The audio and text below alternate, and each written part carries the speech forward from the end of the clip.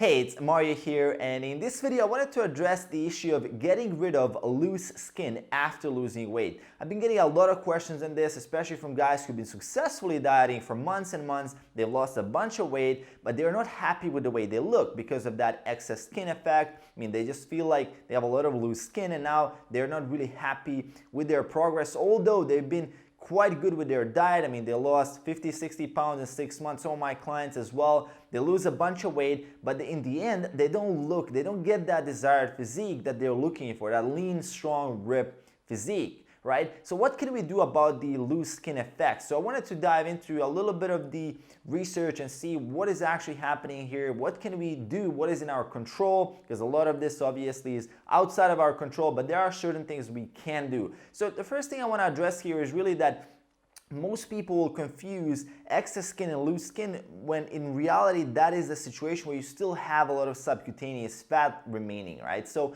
that's important to realize there, because before you diagnose yourself like having problems with loose skin, let's first determine whether that's skin or that's fat still under the skin. Because if there's fat still under that skin, I mean, your skin doesn't have a reason to come back to its previous size. I mean, skin is an organ, it's changing over time, it's fluctuating. We know that over, let's say, as we age, over the course of decades, our elasticity of skin really diminishes, and that's a big problem. So we want to address this as soon as possible. So what do I mean by diagnosing whether you have loose skin or not? Well, you can easily see that because skin is typically about 2 to 3 millimeters in thickness. If you're not sure how much that is, if you just look at the back of your hand, if you pinch yourself, you'll see how thick the skin is. And anything more than that is really fat remaining there. So you want to get rid of that fat first. And now the issue is that that fat is often stubborn fat in the areas of the lower abdominal muscles covering the lower abs, or whether it's like the glutes, whether it's the hips, whether it's the lower back, those stubborn areas. So now, I mean,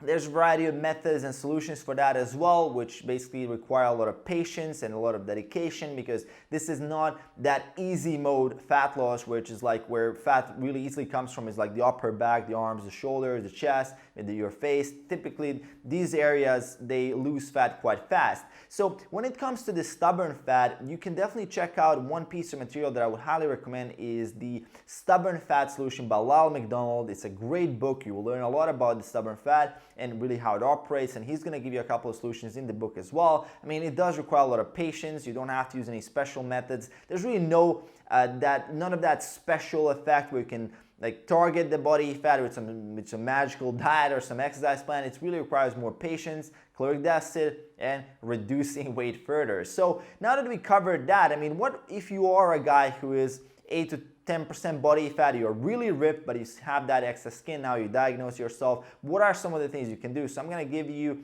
basically a couple of solutions here. And the first one, I mean, we have to mention that is surgery, right? So that's the most obvious solution. A lot of people really go for that, they just go for surgery. I personally would not go for surgery. I mean, if there's any other chance that I can influence this, and there are other solutions, but I mean, if all the other things are exhausted and if you want to really give it a try, I mean, definitely it's an option. According to the statistics from 2003, I mean, about 53,000 people every year in the United States go through this type of surgery. I mean, they just get rid of the excess skin. I'm not sure what are the effects of surgery and how you can deal with that, but I'm sure if you're interested in that, you can do your own research on the topic. So surgery is the solution number one. The solution number two is building more muscle, right?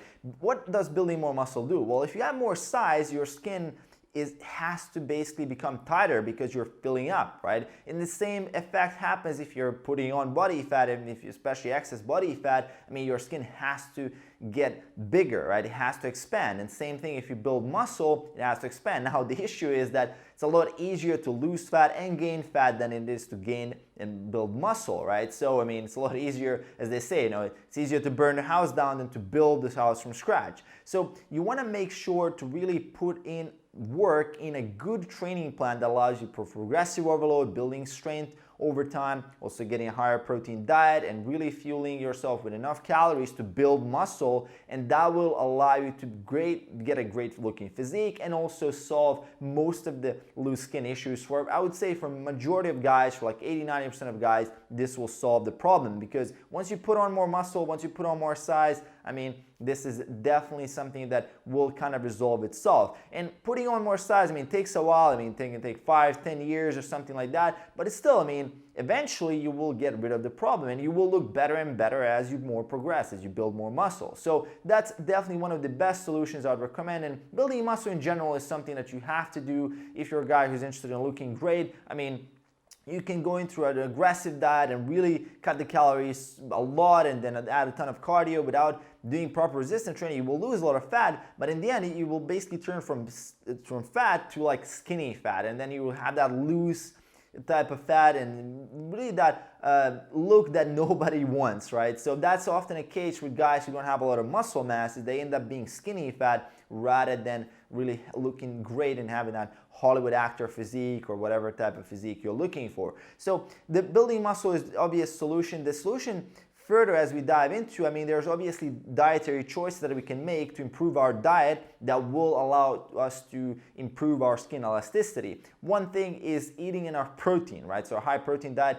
definitely does help with skin health. I mean, this has been well documented in the research. Another thing is eating a plenty amount of vegetables and fruits. I mean, plenty of vegetables and fruits in your diet directly help with your skin health, and they will help with skin elasticity. They provide the necessary micronutrients as well. I'm going to leave a research study that's quite interesting on this in the description below for you guys that want to nerd out, that want to dive into the PubMed research.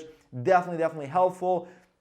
Aside from that, I mean, there's obviously, I mean, eating and getting enough sleep, you know, that's a big problem if you eat your diet as well, but if you don't get enough sleep, then obviously the effects are less and less in terms of both fat loss and muscle gain. So if you get proper amounts of sleep, you'll notice even acute effects. I mean, even day to day, when you get a proper amount of sleep, you'll notice how your skin looks better. And definitely, as any other organ, throughout the sleep process, it gets repaired, same as every other function in your body. So sleep is absolutely critical. I mean, getting proper amount of sleep, I've talked about this many times. I'm going to leave a video in the description below, how to improve and how to get better sleep. So check that out as well. Further, if you look at the realm of supplementation, I mean, things that have been shown some promising evidence to improve skin elasticity is omega-3 fish oils. I mean, this is definitely one of the effects of omega-3, one of many. I mean, there's a ton of benefits there for building muscle, losing fat, like all these other benefits.